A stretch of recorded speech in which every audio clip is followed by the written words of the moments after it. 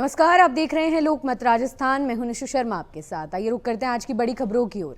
Qatar की राजधानी दोहा में मंगलवार को कई जोरदार धमाकों की आवाजें सुनी गई। इजरायली सेना ने ऐलान किया कि उसने हमास के सीनियर नेताओं को निशाना बनाकर हवाई हमले किए हैं।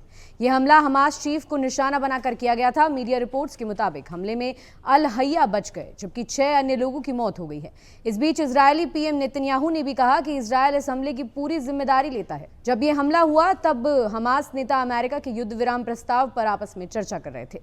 Bharat America trade deal negotiation और टैरिफ टेंशन के बीच अमेरिकी राष्ट्रपति डोनाल्ड ट्रंप ने कहा कि उन्हें पूरा विश्वास है कि वॉशिंगटन और दिल्ली के बीच चल रही बातचीत जल्द किसी बेहतर नतीजे पर पहुंचेगी। ट्रंप ने कहा कि वो सभी तरह के ट्रेड बैरियर खत्म करने के लिए आने वाले हफ्तों में प्रधानमंत्री मोदी से बात करेंगे। ट्रंप ने ट्रुथ सोशल पर एक पोस्ट में लिखा, मुझे ये बताते हुए बहुत खुशी हो रही है कि भारत और अमेरिका दोनों देशों के बीच ट्रेड बैरियर को दूर करने के लिए बातचीत जारी है।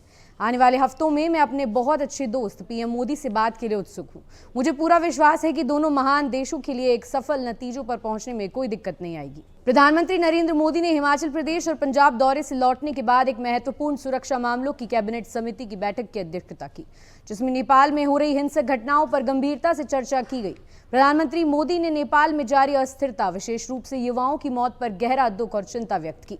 उन्होंने इसे हृदय विदारक बताते हुए कहा कि नेपाल में हुई हिंसा से उनका मन व्यथित है। वहीं विदेश मंत्रालय ने मंगलवार को एक एडवाइजरी जारी कर कहा कि भारतीय नागरिक तब तक नेपाल न जाएं जब तक स्थिति सामान्य नहीं हो जाती। साथ ही मंत्रालय ने कहा कि भारतीय नागरिक स्थानीय सुरक्षा एजेंसियों, नेपाल सरकार और भारत के काठमांडू स्थित दूतावास द्वारा जारी दिशा निर्देशों का पालन करें।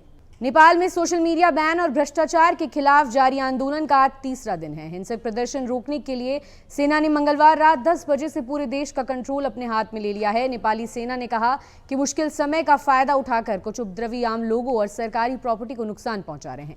लूटपाट और आग लगाने जैसी हरकतें हो रही हैं। ऐसी गतिविधियां बंद कर दें। प्रदर्शनकारियों का गुस्सा देखते हुए केपी शर्मा ओली ने प्रधानमंत्री पद से इस्तीफा देकर काठमांडू छोड़ दिया है। इससे पहले आंदोलनकारियों ने केपी ओली के निजी घर, राष्ट्रपति भवन और सुप्रीम कोर्ट में आग लगा दी थी। ट्रंप के मैसेज का जवाब देते हुए पीएम मोदी ने सोशल मीडिया पर लिखा, भारत और अमेरिका करीबी दोस्त और स्वाभाविक पार्टनर्स हैं। मुझे विश्वास है कि हमारी ट्रेड डील से संबंधित बातचीत भारत अमेरिका पार्टनरशिप की असीम संभावनाओं को उजागर करने का मार्ग प्रशस्त करेगी। हमारी टीमें ट्रेड डील से जुड़ी बातचीत को जल्द से जल्द पूरा करने के लिए काम कर रही हैं। मैं राष्ट्रपति ट्रंप से बातचीत के लिए भी उत्सुक हूं। हम दोनों देशों के लोगों के लिए एक उज्जवल और समृद्ध भविष्य सुनिश्चित करने के साथ मिलकर काम करेंगे। सीपी राधाकृष्णन देश के 15वें उपराष्ट्रपति होंगे। एनडीए उम्मीदवार राधाकृष्णन ने इंडिया कैंडिडेट सुदर्शन रेड्डी को 152 वोटों के अंतर से हराया। मंगलवार को हुए मतदान में 788 में से 767 सांसदों ने वोट डाला। राधाकृष्णन को 452 वोट और सुदर्शन रेड्डी को 300 वोट मिले। 15 वोट अमान्य करार दिए गए। चुनाव में कम से कम 14 विपक्षी सांसदों के एनडीए के पक्ष में क्रॉस वोटिंग की अटकलें हैं। दरअसल एनडीए के पास 427 सांसद थे। वाईआरएस कांग्रेस के 11 सांसदों ने राधाकृष्णन को समर्थन दिया था। इन्हें जोड़कर 438 वोट ही बनते हैं, लेकिन राधाकृष्णन को 14 ज्यादा यानी 452 वोट मिले हैं। भाजपा का दावा है कि विपक्षी दलों की तरफ से 15 क्रॉस वोटिंग भी हुई है और कुछ विपक्षी सांसदों ने जानबूझकर अमान्य वोट डाले। वोटिंग के बाद विपक्ष ने अपने सभी 315 सांसद एकजुट होने का दावा किया, हालांकि नतीजों में ऐसा नहीं दिखा है। पंजाब के मुख्यमंत्री भगवंत मान 6 दिन से मोहाली के एक प्राइवेट अस्पताल में भर्ती हैं। उनकी सेहत अब धीरे धीरे सुधर रही है और उनकी रिपोर्ट भी नॉर्मल आई है। राज्यपाल गुलाब चंद्र कटारिया उन्हें देखने अस्पताल पहुंचे। साथ ही पंजाब के डीजीपी गौरव यादव और अन्य प्रशासनिक अधिकारी भी मौजूद थे। इस मौके पर राज्यपाल ने बताया कि प्रधानमंत्री ने कल पंजाब का दौरा किया था और 1600 करोड़ रुपए की टोकन राशि देने की घोषणा की है। बाकी राशि का भुगतान अलग अलग एजेंसियों द्वारा असेसमेंट के बाद किया जाएगा। उन्होंने कहा कि पंजाब को 100% मुआवजा मिलेगा। प्रधानमंत्री ने यह सुनिश्चित किया है और कोई भी कमी ना हो। राज्यपाल ने यह भी बताया कि प्रधानमंत्री मुख्यमंत्री की सेहत के लिए भी चिंतित थे।